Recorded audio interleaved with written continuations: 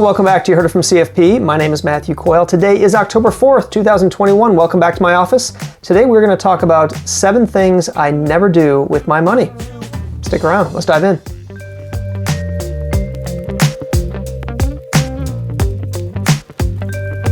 Well, having advised individuals now for over 20 years when it comes to making financial decisions, there are certain things I've noticed over the years that people spend money on that I just don't think they should and are a waste of your time and money.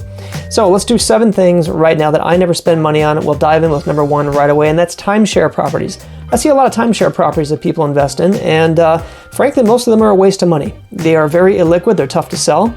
They are very expensive to get into. You often don't use them as much as you think you're going to use them, and it's usually just cheaper to get a Vrbo or an Airbnb someplace that you want to go. So if you really do connect with a place, maybe consider buying a vacation home there if you have the extra money, or just rent and enjoy the space without having to worry about equity in a second property. So timeshares, when it comes to timeshares, skip them and just rent. All right, number 2, we're going to stick with the real estate theme on this one. Prepaying your mortgage. I never do it, and I advise my clients in the vast majority of situations, unless it's very specific and a requirement, I advise them never to do it.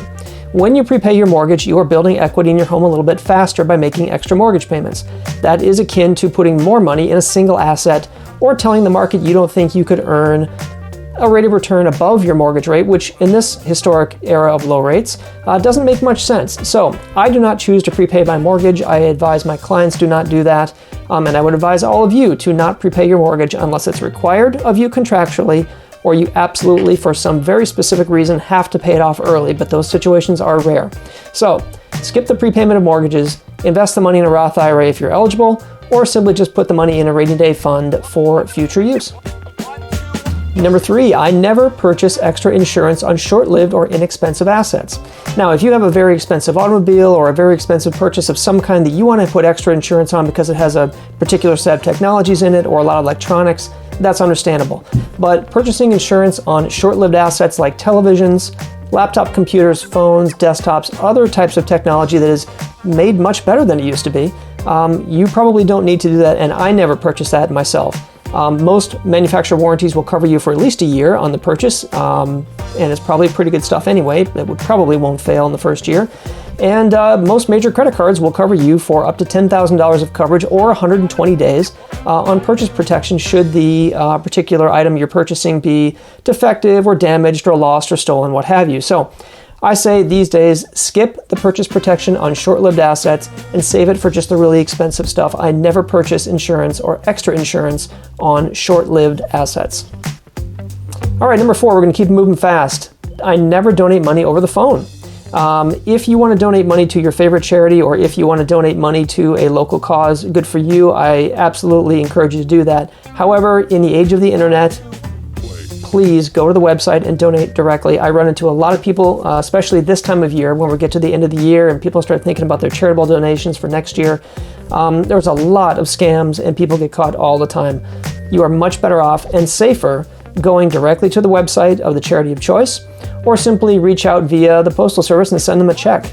You are much better off doing that in the age where most phone calls asking for money are scams. So skip the phone call, go straight to the website, or just send them a check with a letter directly to a contact person that you trust at that charity and make the donation that way. So I never donate money over the phone. Most of them, unfortunately, are scams. All right, number 5, I never combine investments and insurance. There are great ways to buy insurance. If you want to learn more about that, you can certainly reach out to us. I'm actually a big fan of whole life insurance, generally speaking, but I never combine investments and permanent insurance into the same vehicle. So think variable annuities, variable insurance contracts with an index component to it. I never put money in those myself. I actually was a finance and insurance major back in college. I know the math behind those things, and they are not in your best interest. So I never ever purchase insurance contracts that have an insurance and investment component. If I want to buy insurance, I buy insurance. If I want investments, I buy investments. If you want creative ideas on how to use insurance, please reach out to me. I can help you do that. I don't sell insurance myself, so I'm not a broker. You will get an honest answer from me. However, I always encourage people never combine investments and insurance. It's just too expensive, and there's better ways to do each on their own. All right, number 6, I never ever buy travel insurance on domestic flights. On my trips domestically, I just rely on my credit card. Most credit cards these days have very good travel insurance, emergency medical insurance, protection insurance of various kinds you can get with good credit cards that have a small annual fee. If you're going international, that is a little bit of a different story. Sometimes it's worth buying insurance on that for a very expensive trip to wherever. Maybe you're going to Africa, or maybe you're going to Asia, maybe you're going to on a cruise through Europe or something like that. That's a much different animal. But for domestic trips, I never buy travel insurance. A surprising number of people do. I do not purchase it. I just rely on my credit card and have that. I also rely on it for my car insurance. I do not purchase supplementary car insurance unless I'm required to, which some places do require. But if I'm not required to do it, I don't buy that either. So no travel insurance for me, and if you have a good credit card, just rely on that. Most good credit cards these days have some type of travel insurance. Emergency medical or emergency evacuation insurance is another one they offer on credit cards these days. So with as competitive a landscape as is there, skip the travel insurance on domestic flights and just save that for your international trips. And finally, number 7, not paying debt off in the right order. Not all debt is created the same, just like all assets are not created the same. And if you have credit card debts and mortgage debts and student loan debts, it's often difficult to prioritize which one to pay off first. That part I get.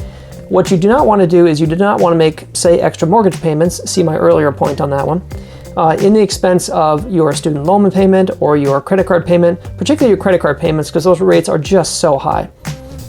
When you pay off credit card debts first, you will raise your credit score faster. Student loans should typically be next, and then your mortgage should be last. Depending on what type of debt you have, the order can be different. If you have questions on how to pay off debt and in what order, we're obviously here to help. We have tools that might be helpful for you in that respect. But paying off debt in the right order is critical, and I see a lot of people prioritize their mortgage over things like their credit cards and the student loans, and it's a big mistake because you're just costing yourself additional interest in the long term that doesn't have to apply. So get a plan together as far as paying off debts, and if you don't have one, reach out to us or just do some basic research and decide which debts you want to retire first and in what order. It's a really, really big one.